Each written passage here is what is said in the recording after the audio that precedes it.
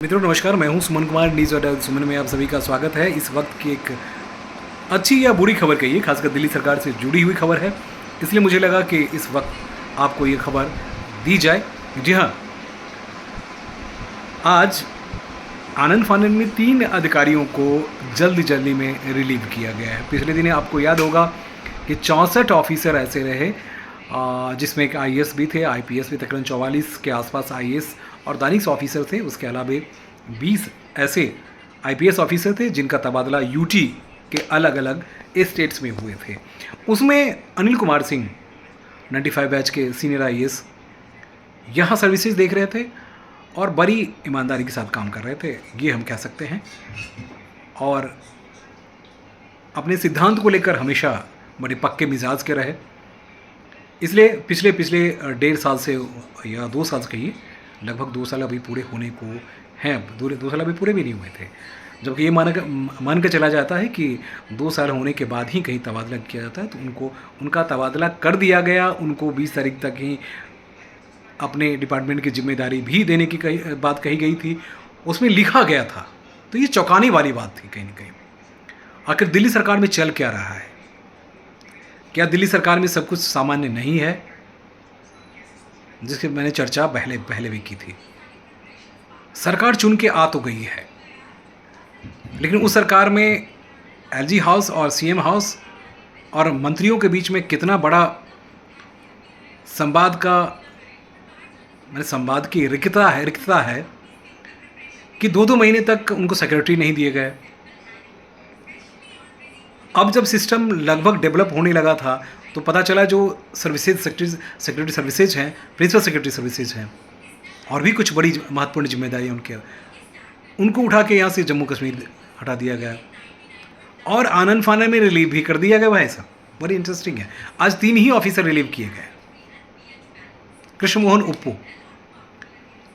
उप्पू एक senior IAS हैं और नरेश कुमार के समय में बड़े जिम्मेदारी के साथ उन्होंने एक्साइज की ड्यूटी निभाई। और एक्साइज इसलिए महत्वपूर्ण क्योंकि उस वक्त जो जांच चल रही थी, सीबीआई इंक्वायरी, और आप जान रहे हैं कि तमाम सारे ऑफिसर वहाँ सस्पेंड हुए। हर दिन फाइलों की जांच में, हर दिन उसको मैनेज करना बेहद मुश्किल सा हो रहा था। उस वक्त कृष्णमोहन उप्पू ने इन्हें तलवार की धार पे बैठकर काम किया। उसके बाद एनडीएमसी गए, एनडीएमसी में भी बहुत दिन रहे नहीं, एनडीएमसी से फिर यहाँ आ गए और आखिरकार उन्हें यहाँ से पांडिचेरी भेज दिया गया, पुदुचेरी भेजा गया। एसबी दीपक कुमार की बात करते हैं। एसबी दीपक कुमार यहाँ से लक्षद्वीप गए हैं एज ए एडवाइजर बन के, लेकिन उनको भी रिलीव तुरंत कर दिया गया।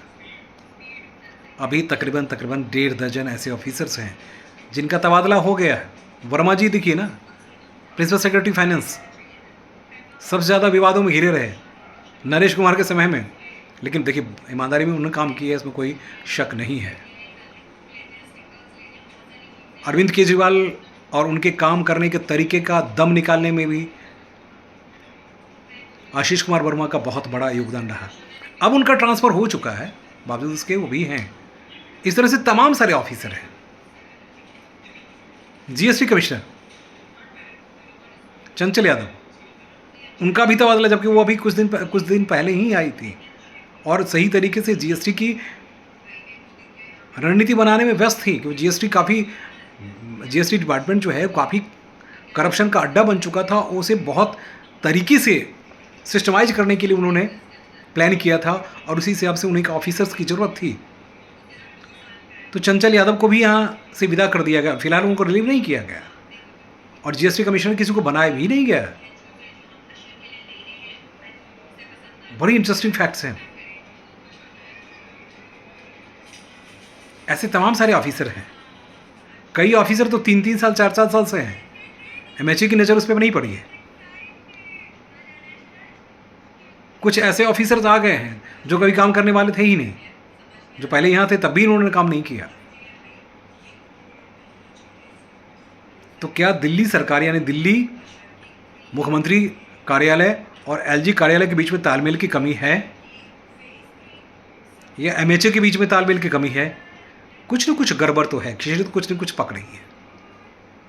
द बीइंग ए जर्नलिस्ट मुझे लगता है कि ये तालमेल बहुत ज़रूरी है, कि अगर तालमेल नहीं बना पाए तीनों जगह पे तो दिल्ली का विकास बेहद मुश्किल रहेगा, क्योंकि सीएम यहाँ स्टेचुरी है। कहीं एलजी सिर्फ ठप्पा होते हैं तो यहाँ सीएम ठप्पा है। लेकिन यहाँ मंत्रियों की भी दुकानें खुल गई है,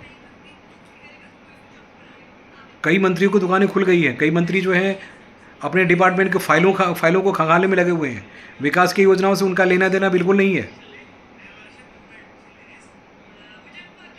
कुछ एजुकेशन डिपार्टमेंट की बात हो रही थी, कुछ पर्यावरण मंत्रालय की बात हो रही थी, कुछ कल्चरल मिनिस्ट्री की बात हो रही थी, कुछ पीडब्ल्यूडी की बातें हो रही थी कि भाई साहब मंत्री महोदय काम नहीं हुआ है, विकास की योजनाओं पे ध्यान दीजिए, पिछली फाइलों पे मत घुसिए, क्योंकि 2-2.5 साल में वही फाइल आगे बढ़ी है जिसे एलजी साहब ने और सीएस ने या अधिकारी ने चाहा, क्योंकि सीएम तक फाइल को नहीं जाने दिया गया है।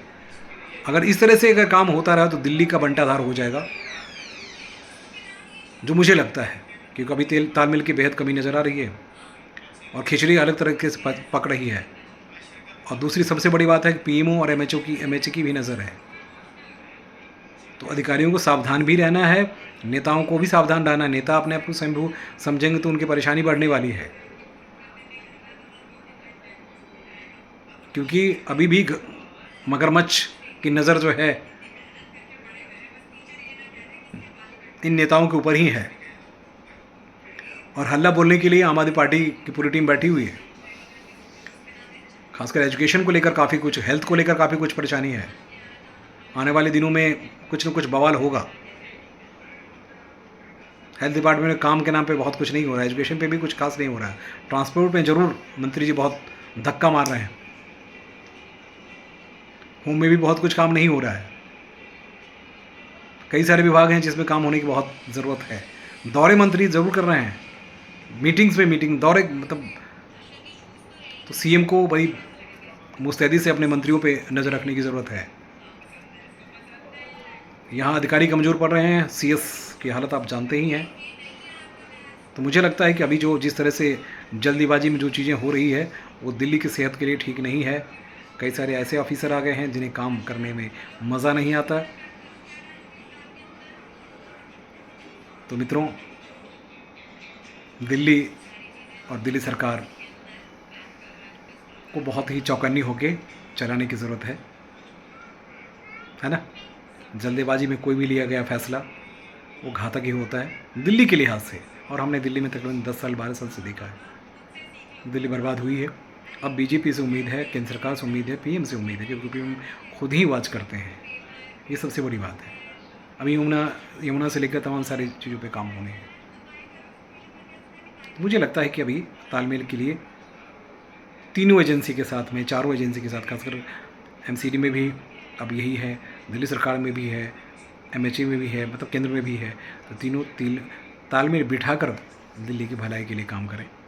इस तरह से अधिकारियों को अगर टारगेट करेंगे तो वक्त ही जाया होगा और काम सही तरीके से नहीं होगा, जैसा कि पिछले 10-12 सालों में केजरीवाल सरकार ने की थी, है ना। नमस्कार।